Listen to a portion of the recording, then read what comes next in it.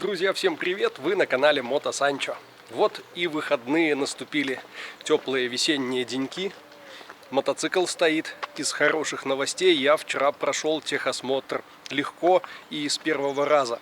Кстати, кто там писал, можно ли парковаться там, где вот этот островок залинейный. Я весь прошлый сезон там простоял, и, как видите, с парковкой здесь все достаточно лояльно. Может быть, не везде, но конкретно в этом месте желающих много, а мест мало. Поэтому паркуемся как можем. А сегодня мы едем не на мотоцикле, едем на машине по делу. Ох, как тут тепленько на солнышке. Плюс 19 за бортом. Если помните, была у меня такая идея собрать семейный комплект из 3 велосипедов. 3 складных велосипедов, которые можно было бы возить с собой в машине и предпринимать такие автовеловылазки, автовелопрогулки. Один велосипед я уже купил. Зеленый раскладик на 24-х колесах. Сам на нем уже покатался. Мишка на нем уже покатался. Ну а сейчас еду покупать еще 2. Отслеживал объявление. Весной, как только потеплело, очень серьезно поднялись цены на все велики. И вот буквально вчера вечером увидел, продают сразу 2 велосипеда в одном месте за 350 злотых. Цена, я считаю, адекватная. Один практически новый, ну а второй тоже там годов 80-х, 90-х, старый раскладик. Думаю, его надо будет обслужить, смазать, почистить, возможно, заменить что-то, но это уже разберемся по ходу дела. А еще один нюанс, связанный с поиском велосипедов, это расстояние. Попадались классные варианты за приемлемые деньги, но где-нибудь в воеводстве Поморском, в районе Гданьска. Ясно, что дорога туда стоила бы гораздо дороже самого этого велосипеда. А сейчас еду в городок Явожно. Это около 40 километров от нас. Так что и расстояние небольшое, и цена. Мне только что поморгали, предупредили, что у меня выключен ближний свет. В Беларуси раньше, помню, включение ближнего света было привязано к школьным каникулам. Когда начинаются летние каникулы, когда заканчиваются, чтобы автомобили были заметнее и уменьшить количество ДТП с участием детей. Честно сказать, я путался, когда надо включать, когда выключать фары. И всегда смотрел на общественный транспорт, автобусы, троллейбусы. Они проходили перед каждым рейсом инструктаж и знали, когда это конкретно надо. Потом в правила внесли изменения и ко всем этим каникулам добавили еще зимнее время года. Ну а в Польше круглогодично все ездят с включенным ближним светом фар. И это удобно, когда у тебя одновременно с включением зажигания в автомобиле включается ближний. Однако в этой Хонде надо включать его дополнительно, вручную. А если выключишь зажигание, то двигатель заглохнет, а фары продолжат гореть. Так что с моей рассеянностью я периодически забываю то включать, то выключать.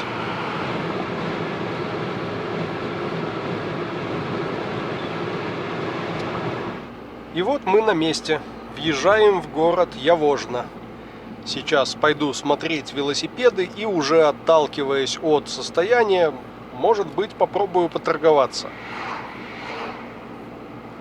Состояние у велосипедов, скажем так, относительное. С одной стороны, можно прямо сейчас сесть и на них поехать, а с другой стороны, неплохо бы и руки приложить.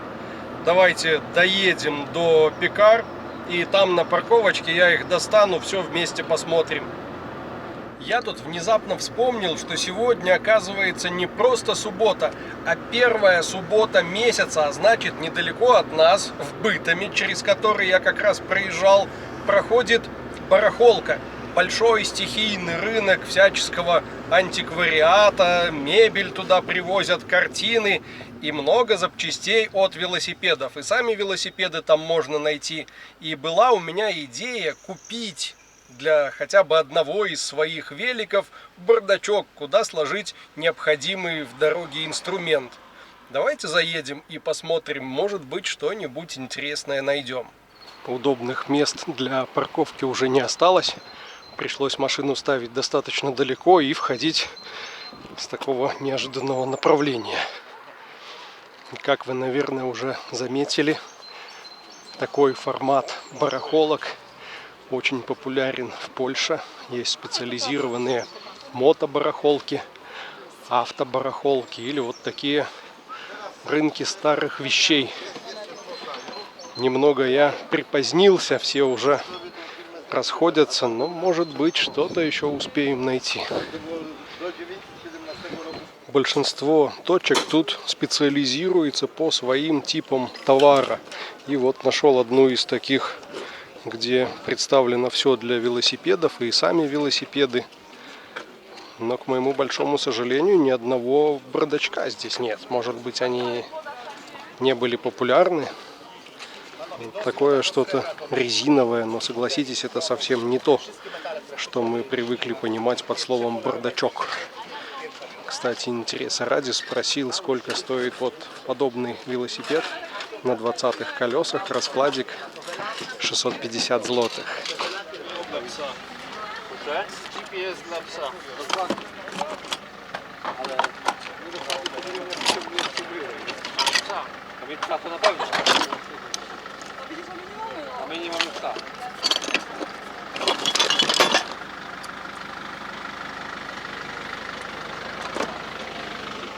Какая шикарная кровать, резная из дерева.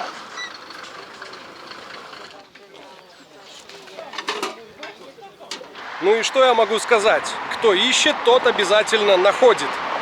Да, это не совсем то, что мы понимаем под словом бардачок, но он максимально точно соответствует техническому заданию у меня в голове. В него поместятся ключи, в него поместится ремкомплект для ремонта камер где-нибудь в дороге. А уж как прикрепить его к велосипеду, мы обязательно придумаем. 5 злотых, очень дешево.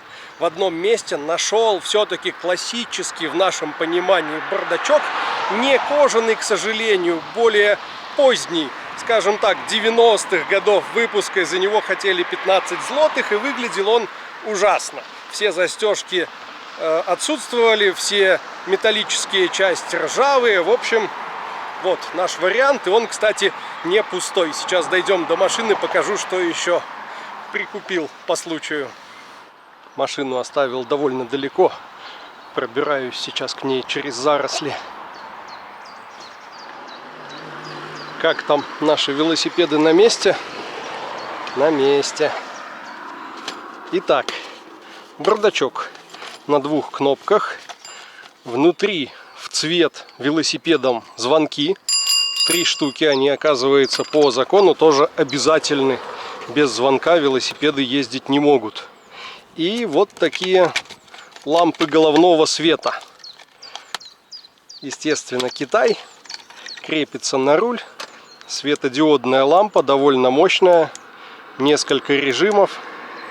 Ну, отлично.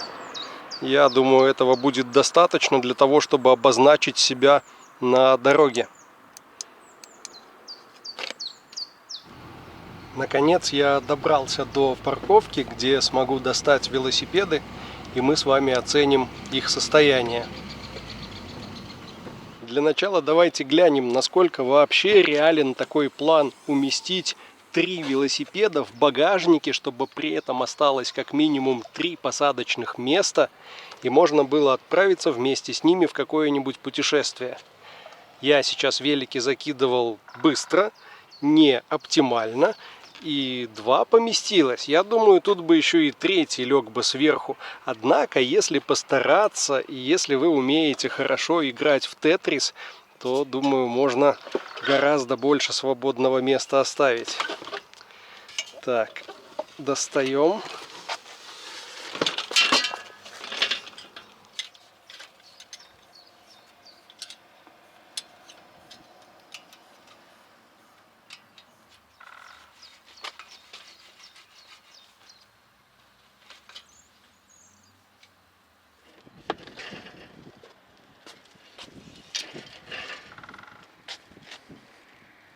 Итак, два велика в моем любимом синем цвете. Но один ближе к голубому, а второй ближе, пожалуй, к фиолетовому. Первый велик полный аналог того зеленого, который у нас уже есть. Надпись «Камп» на раме. И спереди, видите, две буквы НП. Это тот же завод-производитель. Та же конструкция рамы. Та же конструкция складывания. Довольно тусклый хром, но, возможно, его спасет полировка. Удобное седло, оно уже новое, тюнинговое. Багажник требует покраски. Алюминиевое крыло. На переднем вот я вижу несколько заломов, но они очень удобно правятся буквально пальцами. Правда, из недостатков также удобно они и образуются при неудачной, допустим, транспортировке. Видим след переднего тормоза. Тормоз был, но сейчас его нет. Сохранилось даже крепление, но самой вот этой зажимной скобы, к сожалению, не видим. Надо будет поискать.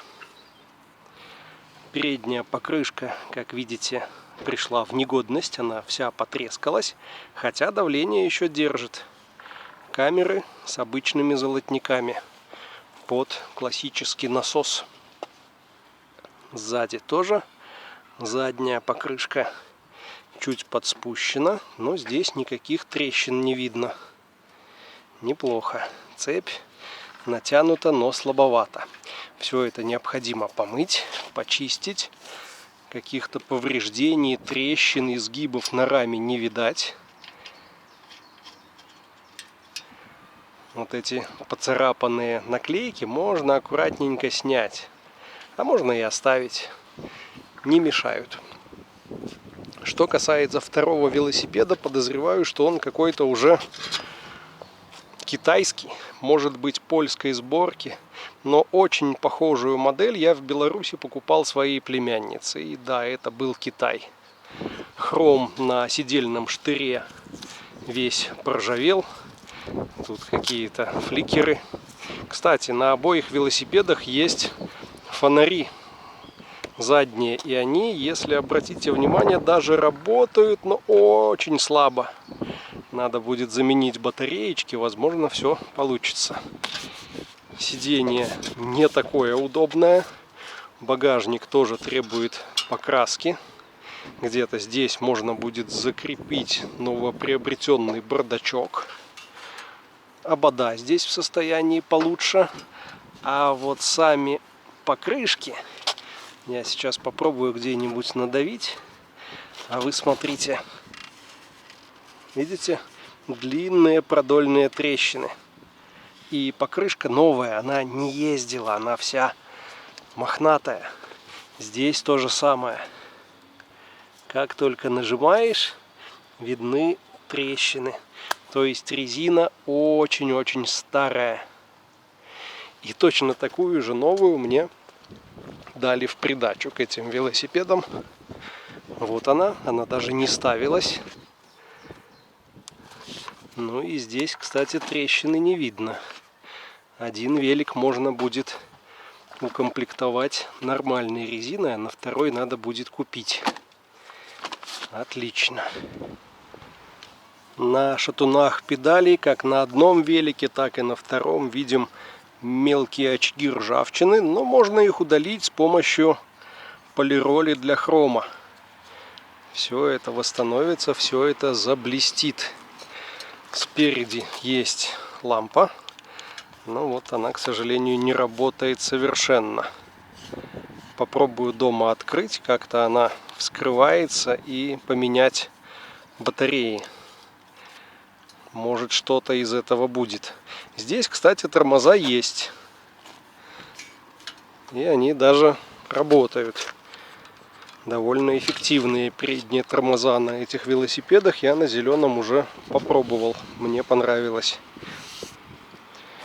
Ну что же, а сейчас складываю их максимально компактно и попытаюсь максимально компактно загрузить в машину, посмотреть, сколько места они займут. Вот что из этого вышло. 2 велосипеда уместились просто в багажник. И, как видите, здесь еще есть место для третьего. Естественно, внутрь пошла у нас запаска, ящик с инструментами. Но одно место сзади осталось для пассажира и 3 места спереди. Ну а сейчас отправляюсь домой, везу добычу. Будем их мыть, чистить и обслуживать. Надеюсь, уже в ближайшее время я смогу порадовать вас какой-нибудь совместной семейной велопрогулкой. А на сегодня у меня все. Всем спасибо, всем счастливо и всем пока.